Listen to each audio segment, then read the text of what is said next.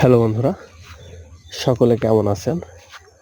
আজকে আপনাদেরকে সরাসরি এমন একটি গাছ দেখাবো যে গাছটির গুণাগুণের শেষ নেই।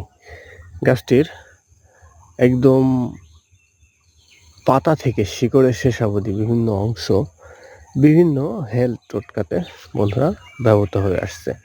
আমরা সরাসরি মাঠে এসেছি, মাঠ থেকে আপনাদেরকে গাছটি দেখাবো বলে। আর সবথেকে বড় একটা ব্যাপার হচ্ছে এই গাছটি আপনার যৌবন ধরে রাখতে সাহায্য করবে।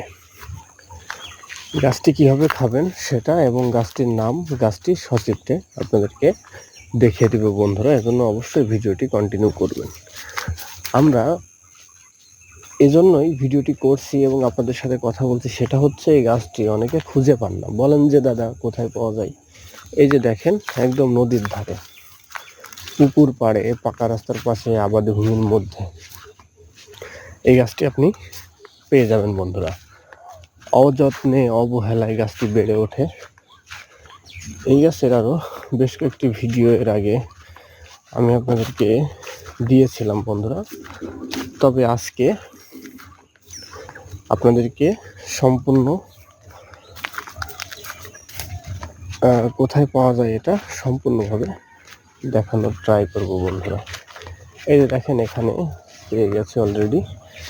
এই যে দেখতে পাচ্ছেন বন্ধুরা, এই যে দেখেন, এটা এই যে দেখতে পাচ্ছেন, এটা এই গাছটির কথা আমি আপনাদেরকে বলতে চাচ্ছিলাম।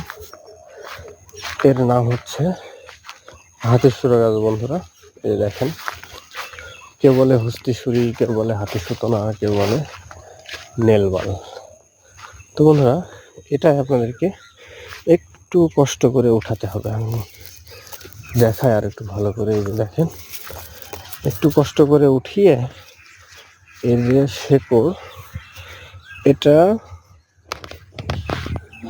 আপনি রস করে বাসি পেটে খাবেন, হয় পান পাতা না হয় মধু।